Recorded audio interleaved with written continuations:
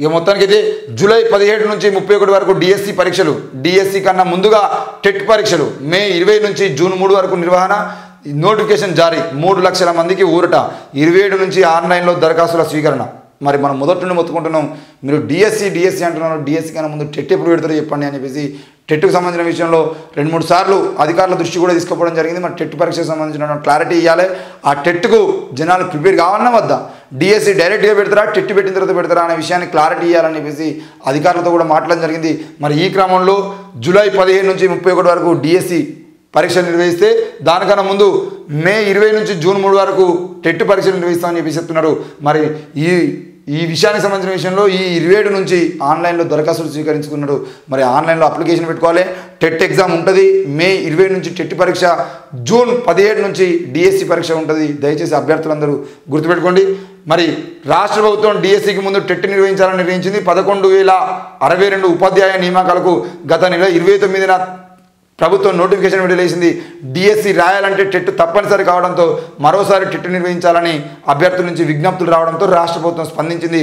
ప్రభుత్వ నిర్ణయంతో సుమారు 3 లక్షల మంది అభ్యర్థులకు ఊరట లభించనుంది. గురువారం విద్యాశాఖ టెట్ నోటిఫికేషన్ విడుదల చేసింది.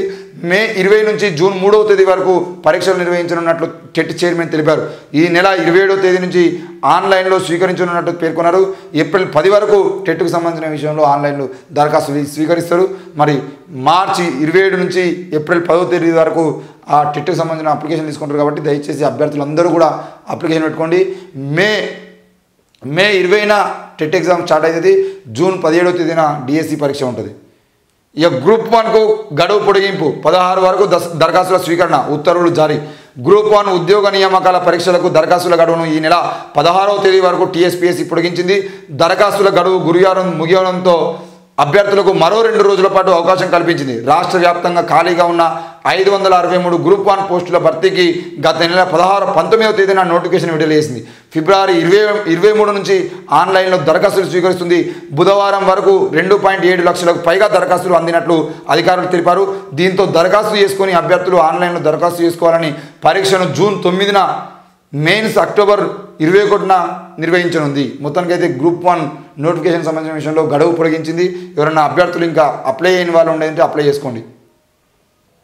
యువతి ఎన్నికల కమిషనర్లుగా జ్ఞానేష్ సంధు, ప్రధాని ప్యానెల్ ఎంపిక, కాంగ్రెస్ అసమ్మతి నోట్, సిజేఐ లేకుండా ఎంపిక అంటూ అభ్యంతరం. నేడు కీలక పిటిషన్పై సుప్రీంకోర్టులో విచారణ. భారత ఎన్నికల సంఘం మరో 2 నూతన కమిషనర్లను నియమించారు. వీరిద్దరి పేర్లను కేంద్రం ప్రకటించింది. సీనియర్ మాజీ అధికారులు సుఖ్బీర్ సింగ్ సంధు, జ్ఞానేష్ కుమార్లను కొత్త కమిషనర్లుగా ప్రధాని నరేంద్ర మోడీ సారథ్యపు ఎలక్షన్ కమిషన్ సెలక్షన్ కమిటీ ఎంపిక చేసింది. ఈ కమిటీలో కేంద్ర హోంమంత్రి అమిత్ షా, కాంగ్రెస్ నేత అధీర్ రంజన్ చౌదరి కూడా సభ్యులుగా ఉన్నారు. ఎంపిక ప్రక్రియపై కాంగ్రెస్ తన అసమ్మతిని లిఖితపూర్వకంగా తెలియజేసింది.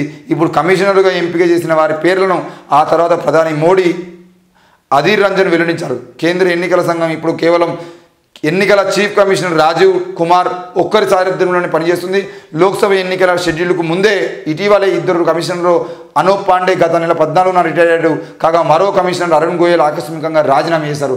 దీంతో కొత్త కమిషనర్ను ఎన్నుకోవడం జరిగింది. మరి 2 ఎన్నికలకు సంబంధించిన విషయంలో కూడా CJI chief justice, supreme court chief justice లేకుండా ఈరోజు ఎన్నికల కమిషనర్ను నియమించారు. చూడండి, ఇంతకుముందు మనం మాట్లాడుకున్నాం, బీజేపీ తన చేతుల్లోకి దేశాన్ని తీసుకొని తనకు నచ్చిన వ్యక్తుల్ని ఎలక్షన్ కమిషన్లోకి పెట్టుకుంటుంది అని అంటే, రేపు ఒకవేళ జిమ్లీ ఎన్నికలు పెట్టి సిఏఏ అమలు చేసి ఈ దేశంలో రాజ్యాంగాన్ని అమెండ్మెంట్ అంటే వీళ్ళు తీసుకొచ్చేటువంటి పథకాల కోసం, వీళ్ళు తీసుకొచ్చేటువంటి చట్టాల కోసం రాజ్యాంగాన్ని మార్చేటువంటి ప్రయత్నం చేస్తే రేపు రాజ్యాంగం మొత్తం రెక్కలు కడిగేసి, రెక్కలు లేనటువంటి స్వేచ్ఛగా ఉండేటువంటి రాజ్యాంగాన్ని రెక్కలు కడిగేసి ఈరోజు ఎగరకుండా చేసేటువంటి ప్రయత్నం చేస్తున్నారు. మరి అట్లాంటి విషయంలో ఈరోజు చీఫ్ జస్టిస్ లేకుండానే వీళ్ళు నిర్ణయం తీసుకుంటారంటే రేపు రాజ్యాంగాన్ని మార్చిన తర్వాత ఈ దేశంలో పరిపాలన ఏ విధంగా ఉంటుందో కూడా మనం అర్థం చేసుకోవాలి. మరి 2 ఎలక్షన్ కమిషనర్లు తీసుకుంటున్నప్పుడు సిజేఐ ఉండాల్సినటువంటి అంశము మరి ఆయన లేకుండా కూడా ఈరోజు కాంగ్రెస్ పార్టీ సంబంధించిన ఒక నాయకుని పెట్టుకొని కాంగ్రెస్ పార్టీ కూడా ఉంది అని చెప్పేసి వాళ్ళ మీద రుద్దేటువంటి ప్రయత్నం చేస్తున్నారు. మరి అమిత్ షా, నరేంద్ర మోడీ ఇద్దరు కూడా ఈ ప్రధాన ఆఫీసర్లుగా ఉన్నటువంటి వ్యక్తులను తీసుకొచ్చుకొని ఈరోజు వాళ్ళు పెట్టుకుంటున్నారంటే ఈ 10 ఏళ్ల కాలంలో ఈ అధికారులు ఎవరి కోసం పనిచేశారు, ఎవరితో టచ్లో ఉన్నారు, ఎవరికి దగ్గరగా ఉన్నారు, ఈ అధికారులు చేసినటువంటి పనుల్లో మరి బీజేపీ పాత్ర ఏంది, వాళ్ళిద్దరిని బీజేపీ తీసుకొచ్చుకొని కమిషనర్గా పెట్టుకున్నదంటే రానున్న రోజుల్లో దేశంలో బీజేపీ చేయబోతున్న కుట్రలేందో కూడా మనం అర్థం చేసుకోవాలి.